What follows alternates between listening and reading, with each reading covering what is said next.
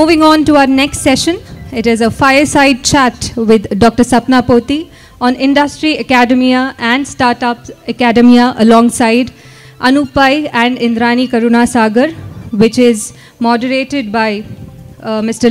Naveen Lakur.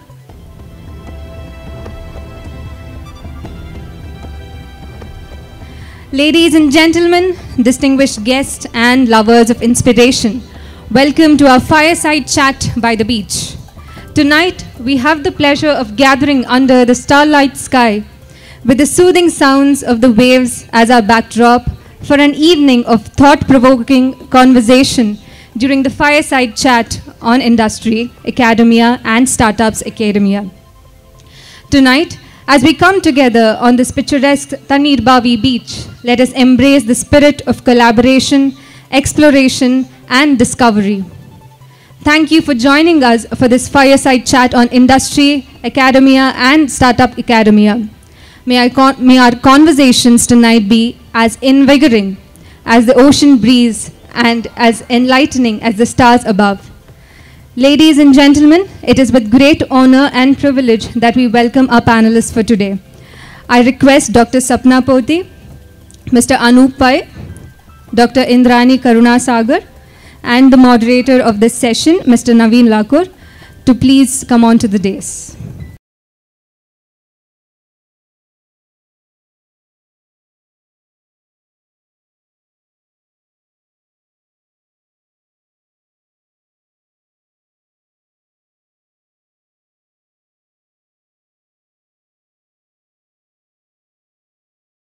Dr. Sapna Poti is currently the Director, Strategic Alliances in the Office of Principal Scientific Advisor to the Government of India.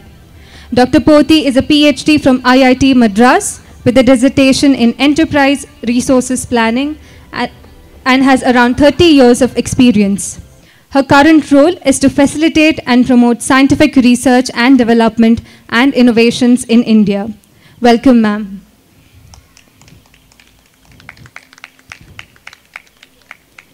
Mr. Anup Pai is the founder of eSamudai. Anup is building eSamudai, which is a decentralized digital community network for local, sustainable living. Building eSamudai is a 1 to 0 journey which enabled him to navigate the increasing rate of change, which he terms hyper-change. Previously, Anup had a 0 to 1 journey with Fintellix Solutions, which he built from scratch to sell to Nasdaq, listed Verisk after 2 rounds of funding from Tier 1 VCs like Sequoia. eSamudai is actively engaged in building a network of digital districts interconnected on India's national digital public infrastructure. Within each district, a nest is created which combines community commerce, community finance, and community media. Nest integrates people into a network of cooperatively operated local digital businesses.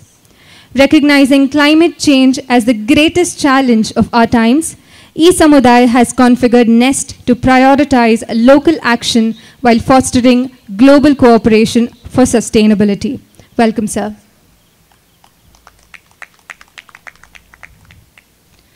Dr. Indrani Karuna Sagar is an MSc PhD in Medical Microbiology from Kasturba Medical College, Manipal, India.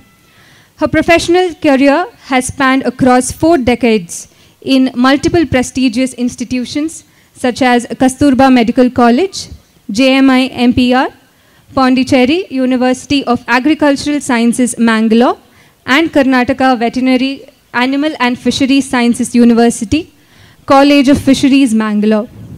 She was also the Associate Director of Research at KVA FSU, Bidar, until her retirement.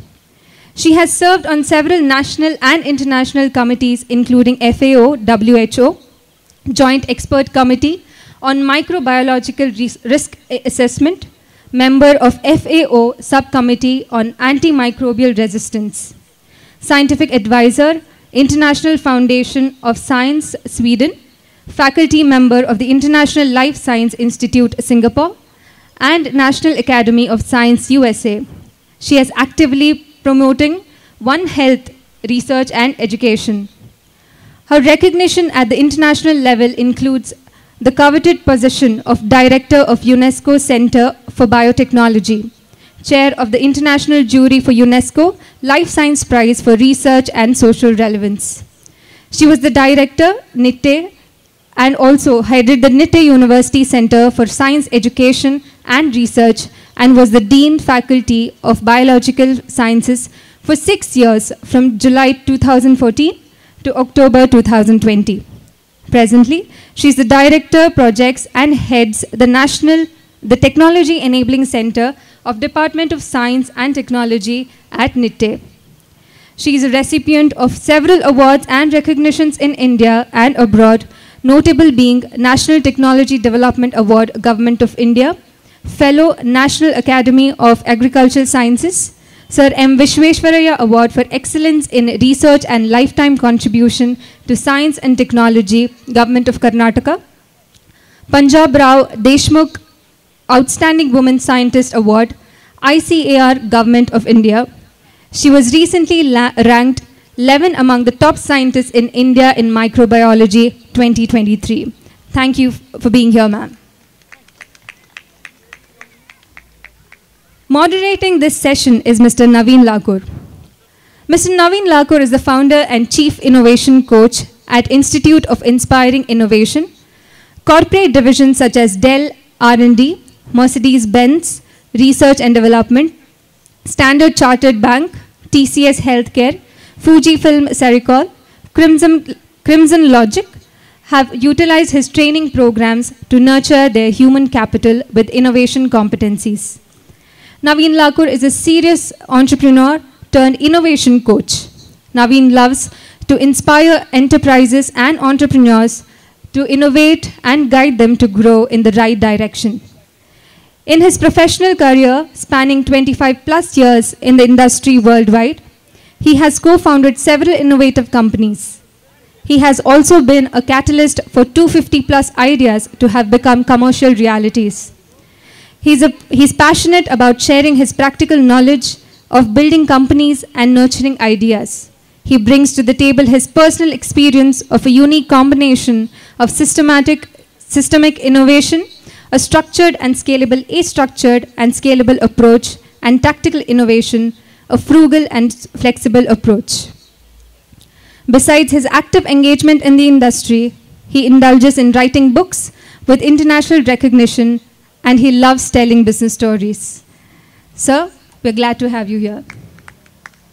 I kindly request you to commence this session.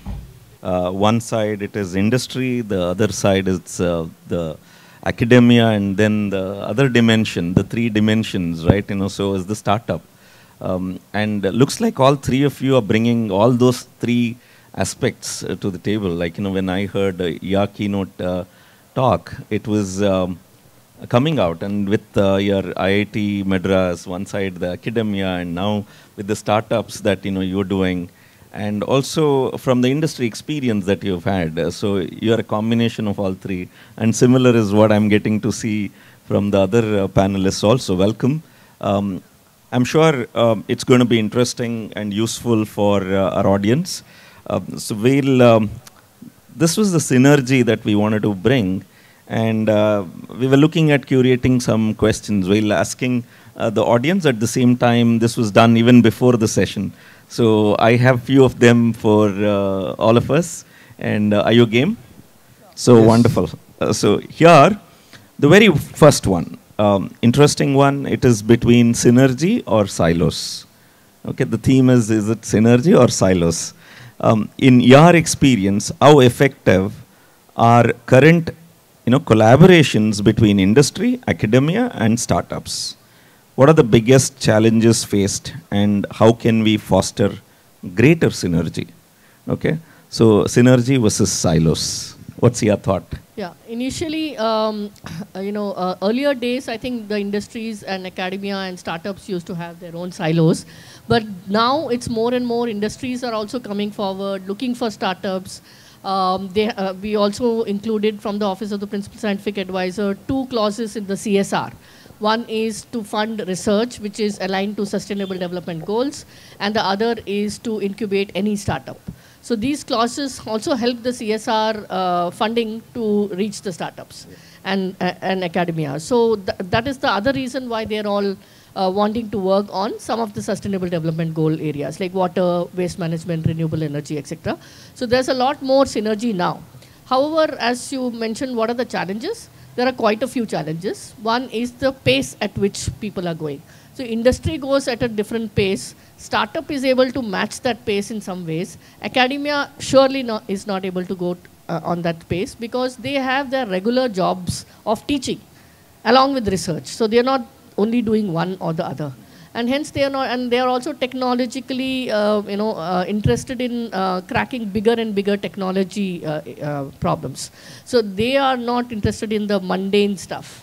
So they are always seeking something very challenging and so on. So they are in a different world altogether. Manthan itself as a platform is actually promoting that synergy, right? Yes. So bringing the ecosystem players together. And one of the books that I've authored is by name Inseparable Twins. Like they are two sides of the same coin. To me, I see the synergy and the silos are like the two sides of the same coin. They coexist. In fact, in the previous panel discussion, we saw that some investor are focused on the specific areas of the investment in the gaming, right? So it is in silos in a way, but there is synergy. So they are like two sides of the same coin, and while you are focused on developing a platform which will bring everybody together and optimize the efforts, and I'm sure she's spending more time on the academia side, right? So but then you want to connect with the industry and also want to see how startups are benefiting. And NITE is one of those institutions where incidentally I was the super mentor for Atal Incubation Center NITE. So I have a special connection with your institution that way, and where startup, from the startup focus. So what's your approach? Do you think it is in silos or is it synergy? And what are the challenges that you think should be addressed? It's $1 million question.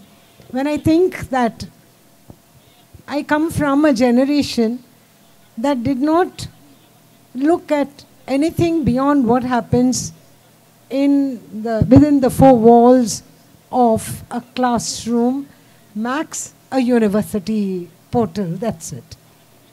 And through the 5 decades that I've spent, and as they mentioned in different institutions, I have seen the change that has happened in the thinking. And that change has been also undergoing a lot of innovation.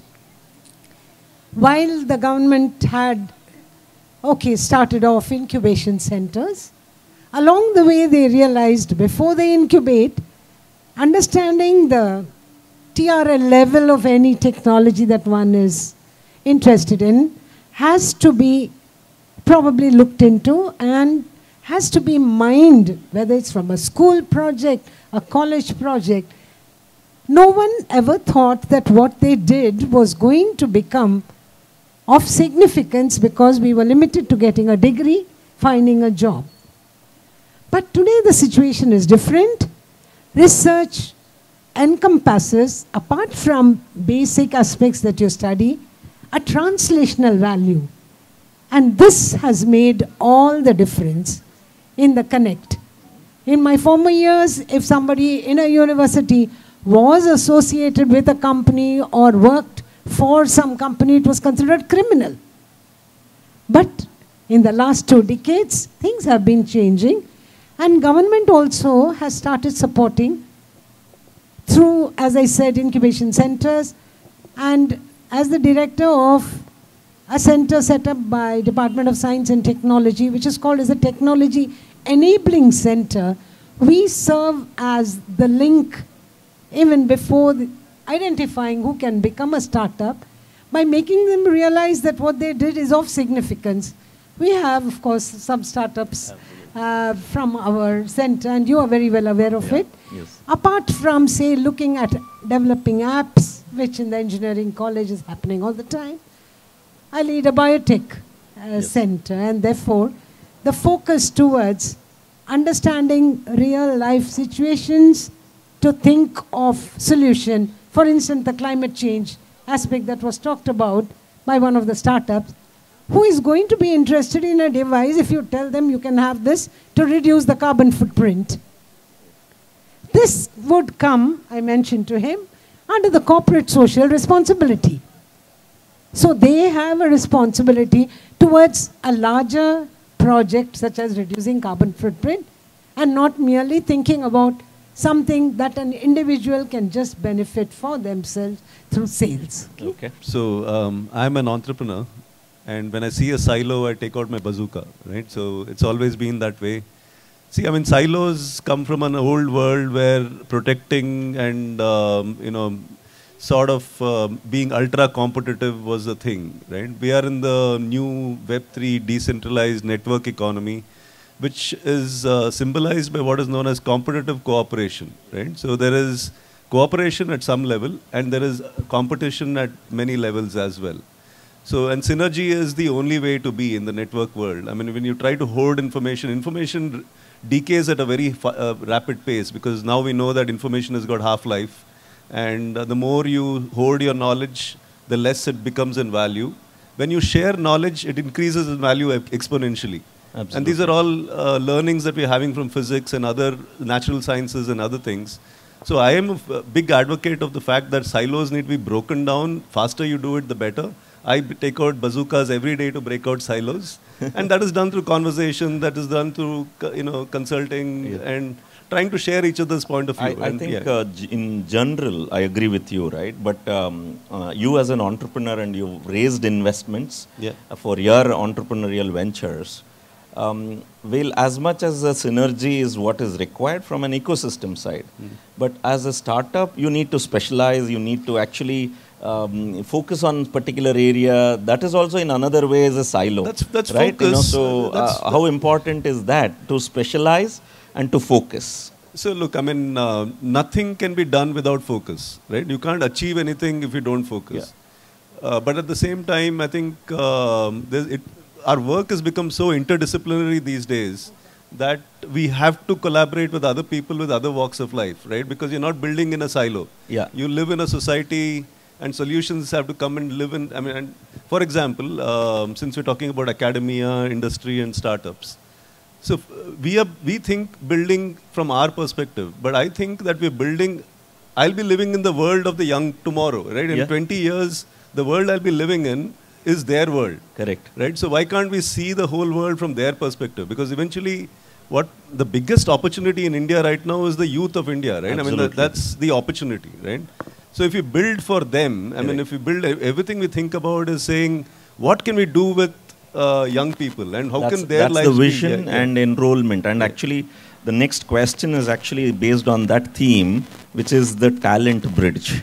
Okay, so here is the question based on the theme, talent bridge.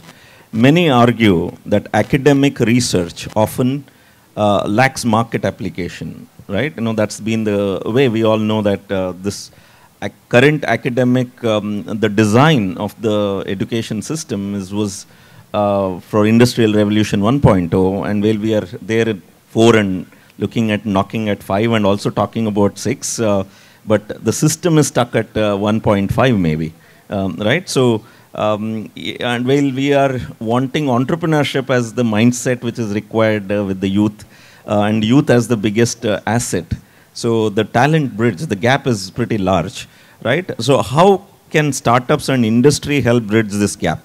Attracting and nurturing talent with both research expertise and commercialization skills. Okay, so that's a pretty big one, right? While there is a gap which is high, and you being an entrepreneur, Anup, I would love to hear from you.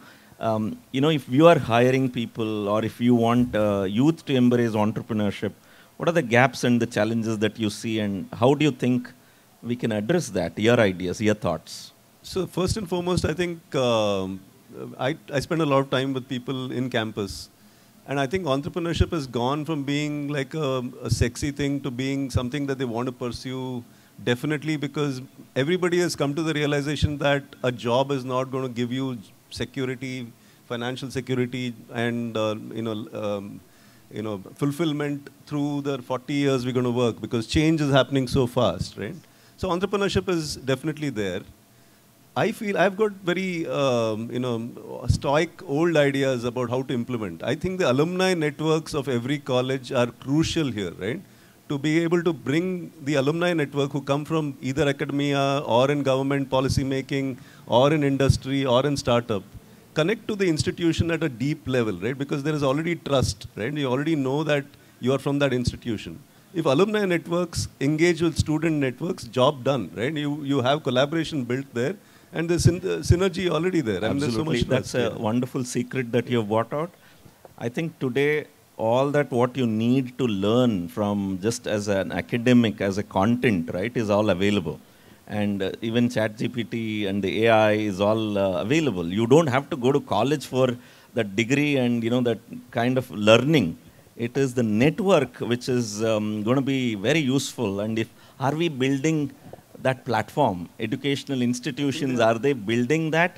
I think that's the new mindset, right? One of the quotes in my book, A Little Extra, refers to, building from an entrepreneur perspective, it's very appropriate. Building a net worth is ordinary. Ordinary is not bad. We need to build net worth. Building a network is extraordinary. Ask any of those people who have built great net worth, they will tell you how their network mattered, right? So educational institutions in the entrepreneurial mindset, I think it's so important, and in the research perspective that, can we build that network, right? Can that play as a platform? And moving that question to you as a research, right? Because you're from biotech aspect, and, so most of the educational institutions, the way it works, it is based on the ranks, and based on the placement is where the demand for their institution grows. Yeah. And we are talking about entrepreneurship. It's not about getting a job, it's about giving jobs. And the mindset is about research, mindset is about solving some problems, and so on. So how much of that is happening in academia, and what do you think is the gap in India, and how can we bridge that? The first point is, I think doing research in a laboratory is all about a lot of honesty with what you're doing, not looking at how much is going to find a place in the industry. Whereas when you get into an industry and start working on the same aspect, you deal with a lot of lies. And this big divide is what sometimes frustrates people who have gone from a laboratory where they did probably research of a very high order, and then they go to an industry and say, especially we've seen this with so many people telling us that it's completely different in an industry. It's about getting certifications. It's about having the right market approach to its saleability ultimately.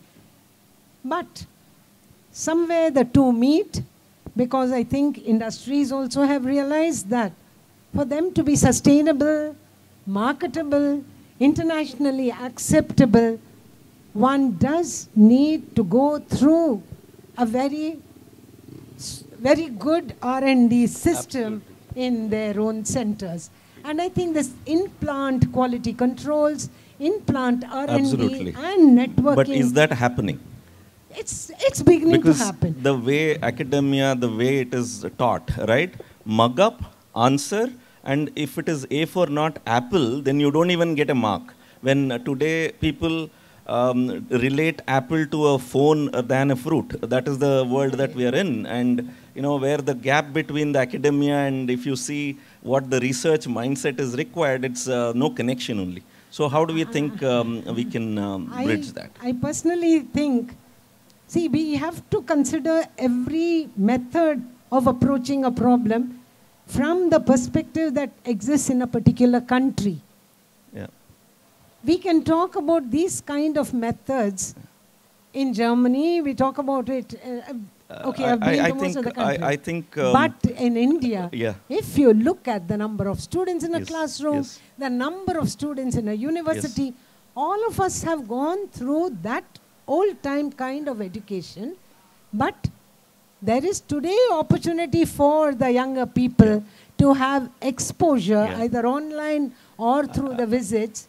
to know how they can maneuver and mold what they have I'm learned sure if to there is suit the industry. Yes, I'm sure if there is an opportunity and time, I would have wished, how do we get many more Indranis, right? So where Sir M. Vishweshwaraya's award is what you are a recipient of, and what does it take for that research mindset, that wonderful engineering aspect in terms of be it bio or be it any other field today, Sure.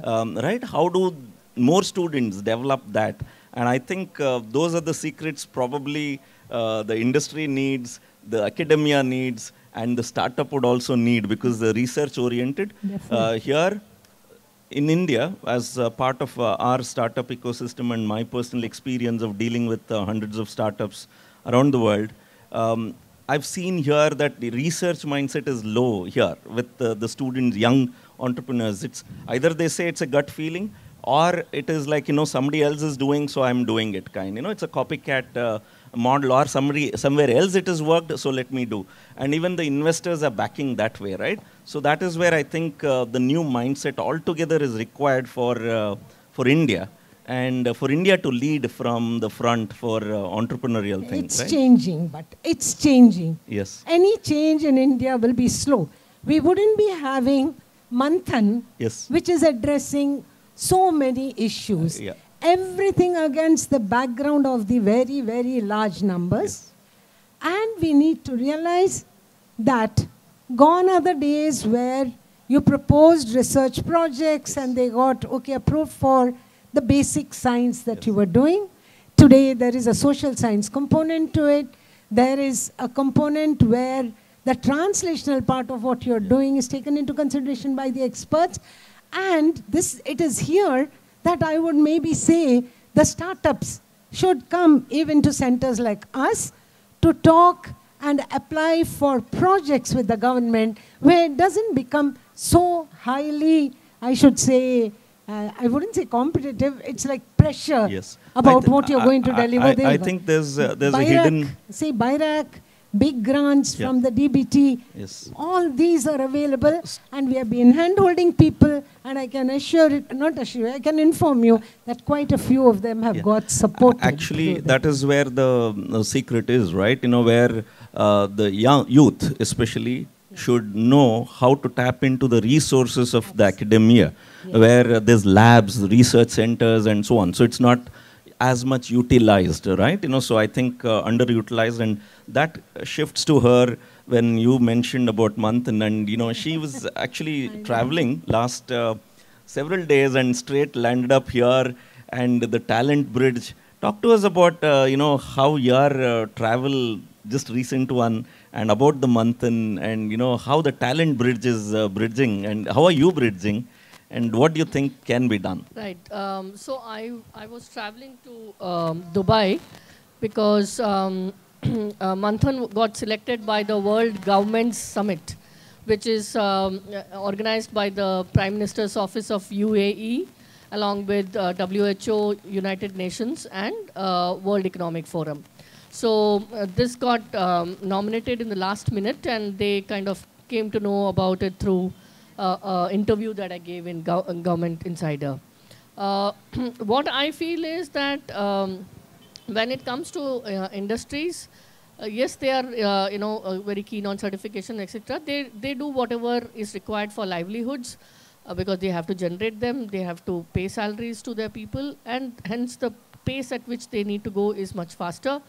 However, I think the research outcome that comes from various academic institutes is also very useful for startups. Almost all innovations that we see are somewhere or the other an outcome of research.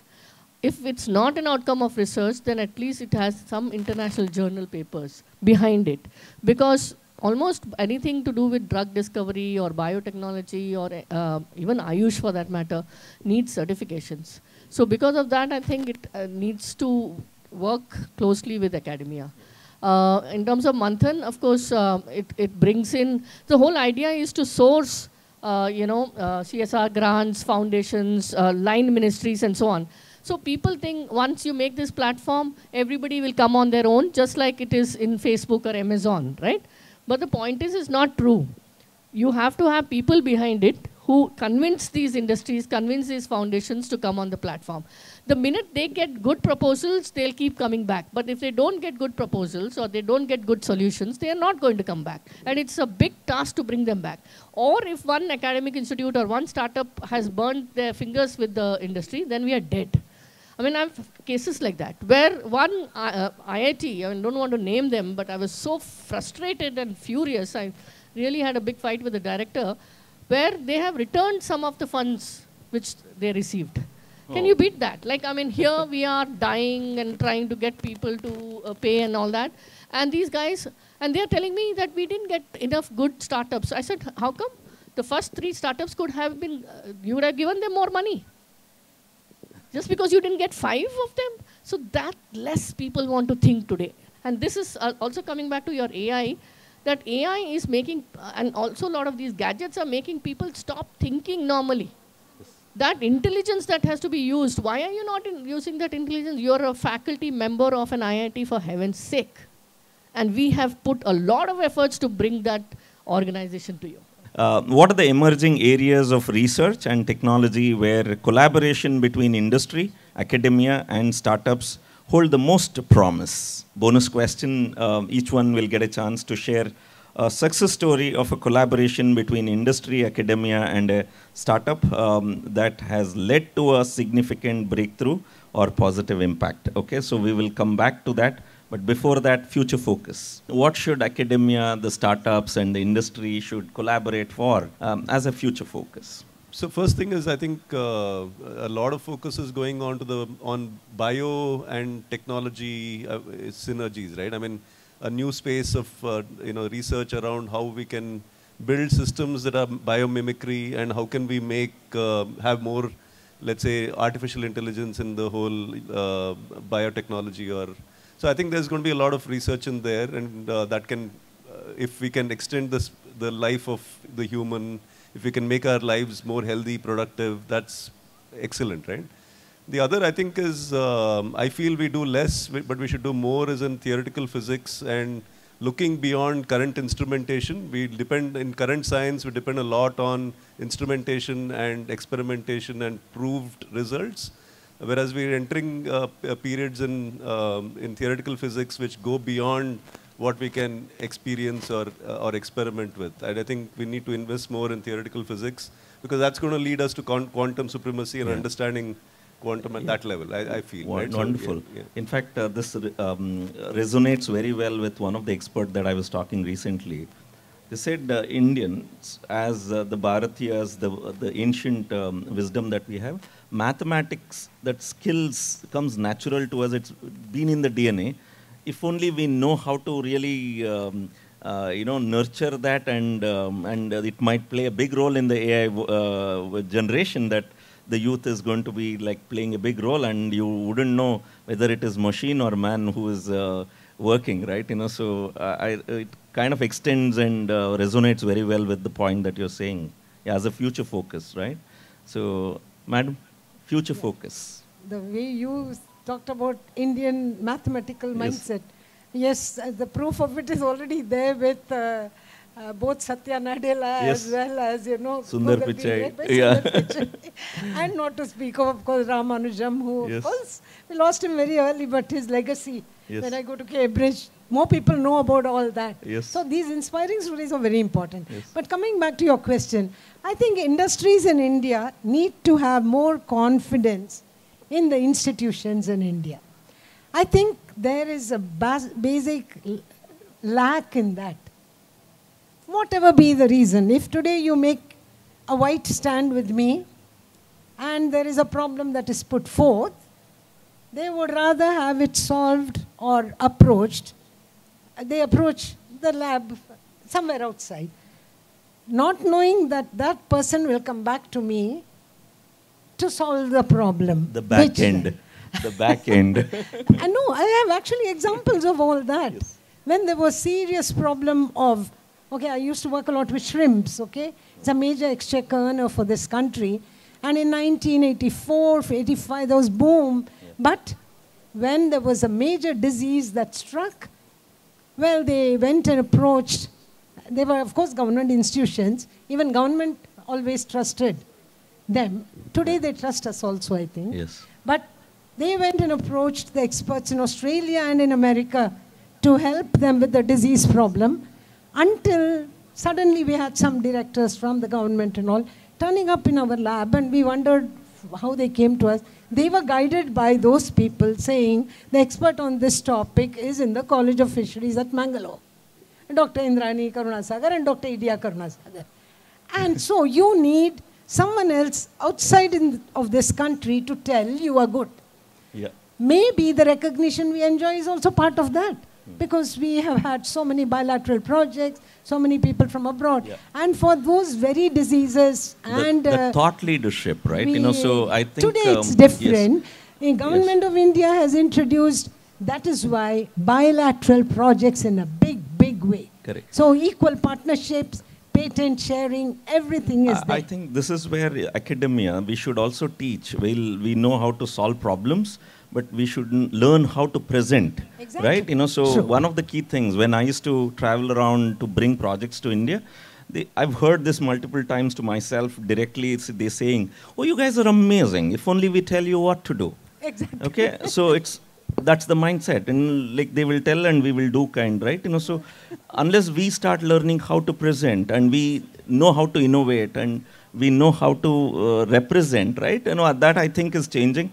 So it will, and now we are with the digital, kind of democratization which is happening, and tier 2, tier 3, tier 4 cities, no barriers, right? It is, we need to learn and develop that skills, and that is where academia should go beyond the subjects and bring the softer side of skill development to happen. No, the channels are publishing. Yeah. But publishing has become the biggest industry. I'm sure with Dr. Poti sitting here, yeah. she would, I'm telling all this because I know yeah. they are involved in helping Correct. to solve many of these problems. Absolutely. And that's the the pay next, so much. That's why that's I'm very the next happy stage of Manthan and Future Focus. Exactly. I'm sure she's developing this platform itself as an architect for Manthan. So what is the sapna for that? So your name is Sapna, and Future Focus is that dream, right? So what is the dream that you have seen? So I think a lot of academia, startups and industries today have started working together. The pilots are very small, they need to be scaled and things like that, and hence industry is required. Like I said, research outcome needs to get into an innovation. Only then the innovation is going to be really profound and solid. And hence there is a lot of this synergy which is going on between these three. Let's take the pandemic times. When a ventilator had to be developed, researchers were putting all their efforts in making a good ventilator with technology, with all that was required in terms of making that ventilator. That went to a startup for pilots as well as they made the cohort, and then they took it forward and did the pilots and things like that, and they built the whole business plan, all of that. And then came an industry like Maruti or like ABB and several companies which came forward and said that we will scale it up. Yeah. So when during a pandemic this could be done, which is a value chain between 3 different animals, that can be surely done in day-to-day business. So if you see Mahindras, you see Tatas, they're always looking, Mr. Anand Mahindra himself is always looking for new ideas. Yes. He's always looking for new startups. He's always looking for research output. And that's what they come to Manthan for. Let's not go so far. Even if you look at XPRIZE Foundation, which is an unknown entity for most of the startups, we have brought them to Manthan. They said, that is Mr. Elon Musk is also funding that. They said decarbonization, anything from idea to TRL9, you let us know which is, what's there as a good idea and what have you as a solution, and we will give grants and we will take that forward. So that is the kind of stuff today. Wonderful. That's the future focus, and the Manthan itself is supporting that future focus of building synergy and so on. So, yeah, from my side, the future focus, tomorrow my talk is going to be all based on that. Twin trends, I'm going to be speaking tomorrow evening. So if you want to listen to what I have got to share be here tomorrow evening. Okay, so but the last question for all of us, I'm sure it's going to be an inspiration to everybody who's listening in and tuned in virtually also, right? Share a success story of a collaboration between industry, academia, and a startup that has led to a significant breakthrough or positive impact. Be it you as an entrepreneur, be you as somebody in the academia, and you as somebody from the ecosystem of startups. I would love to hear one story each. Yes. So let me go first. There is this startup called Modulus Housing. So they worked with Chitra Thirumal in Trivandrum, which is one of the best institutes I've come across. And they came up with a modular hospital, which they built in 3 months' time with about 2.53 crores of cost, right? So there are these two people. And then we went to several industries and talked about this. So he just came and he said, this is what I have, and I have a CDSO certificate for it, which is a big one, because you got a certificate, and so we can go ahead with this, right? So we requested Tata Memorial Hospital that can we develop one prototype in Munger, which is where they wanted one more unit. And so they said yes, but we don't have the funds. So we got Wells Fargo, which is a financial organization, has got nothing to do with hospitals or anything to do with anything. They said we'll fund it through our CSR funds. So we got one prototype done there. Once we got that done, we did roadshows with the help of NASCOM Foundation and talked to so many companies. Finally, we got 54 hospitals done with 15,000 square feet land from state government free of cost. So here, not only is it academic institute, startup and industry, it's also a state government. So there are 4 stakeholders, right? And we've done this in 3 months' time flat. And it's a case study where 54 hospitals across the nation were done. And today, those have been adopted by those CSR organizations which funded the hospital. So they are carrying on with those hospitals.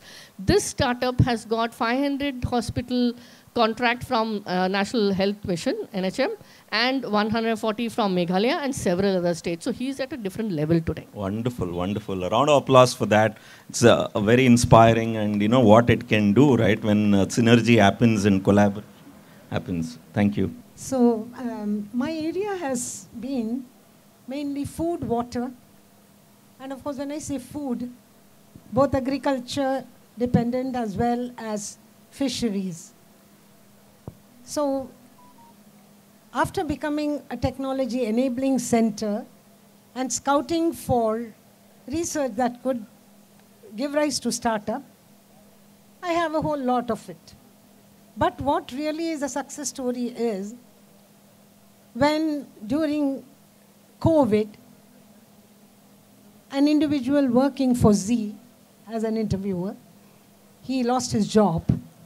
And as he walked, he's from India, and as he was walking, he found so much of betel leaves, nobody to use it, lots and lots. So he came to us and he said, there is lots and lots of betel leaves. I don't know, I feel if you suggest what I can do with it, we can think of an industry. We have the food technology division. So we said, since betel leaf has got medicinal properties, can we think of making betel leaf tea? Of course, the process is a very long one. Yeah.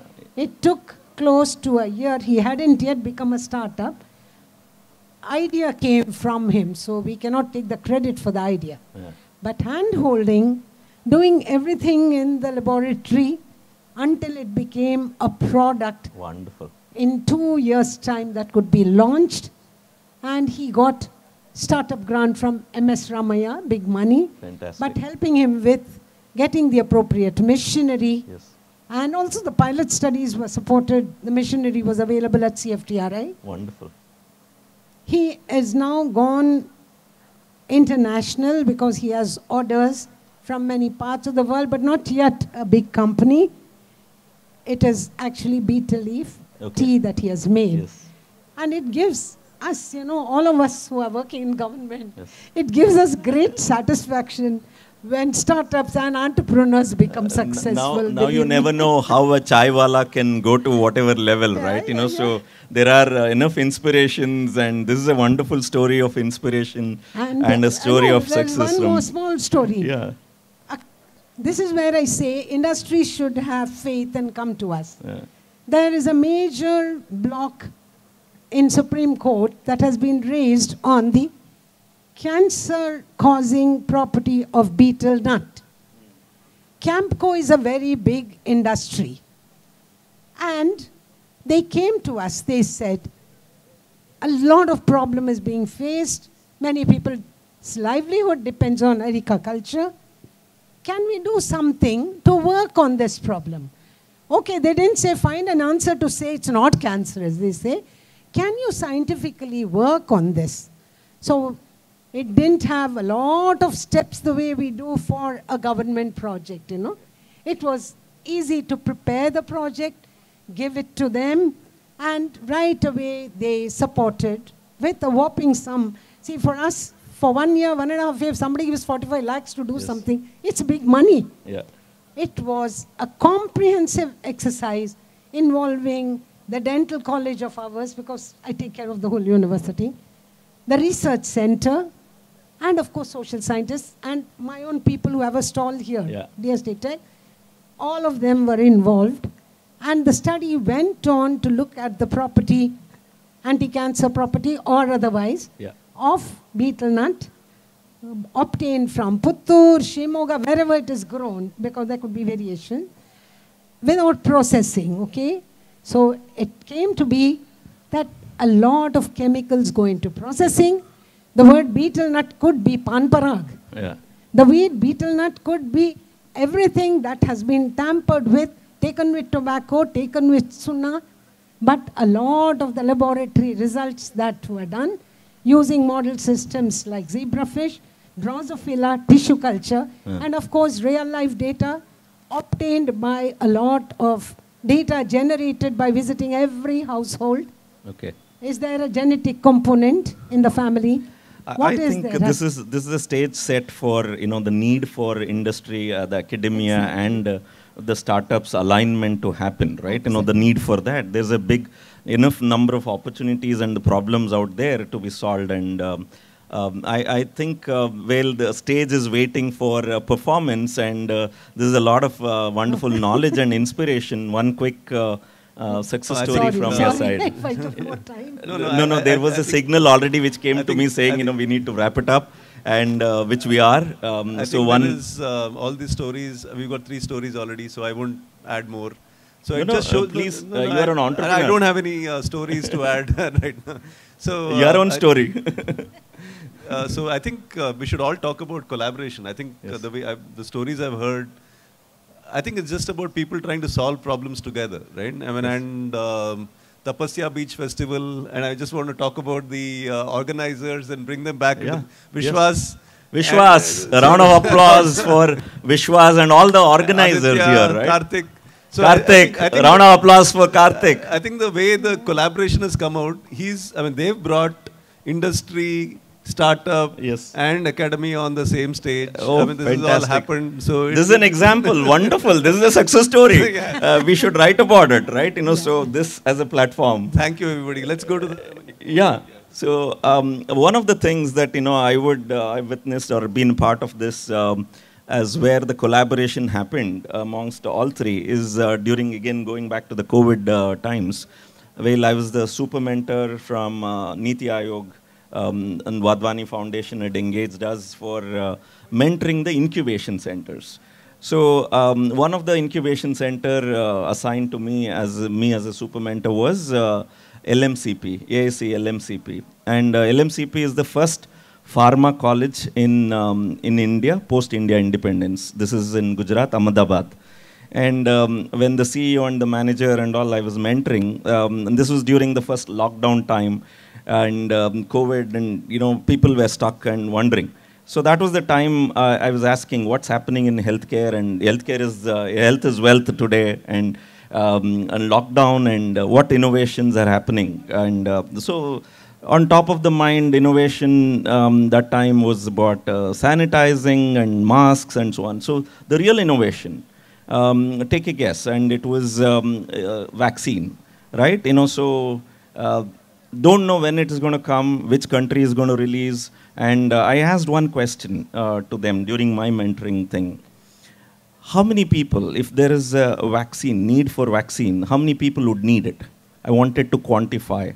Obviously, they said everybody in the world, right? So, but I wanted numbers. So they said some 6.3 billion people would need vaccine. Okay? So then my next question was, what does it take? We don't know, 3 months down the line or 6 months down the line or 1 year, 3 years, no idea. But when it happens, how many syringes are required for that vaccine to be provided? And they said, obviously, it will be 6.3 billion or even double of it, and depends on the vaccine, right? So where do we get that from? There's absolutely no way that we have that, and no country is equipped.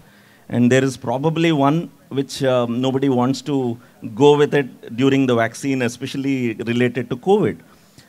So just imagine a situation where vaccine is there, they announce that vaccine is there, but no syringes.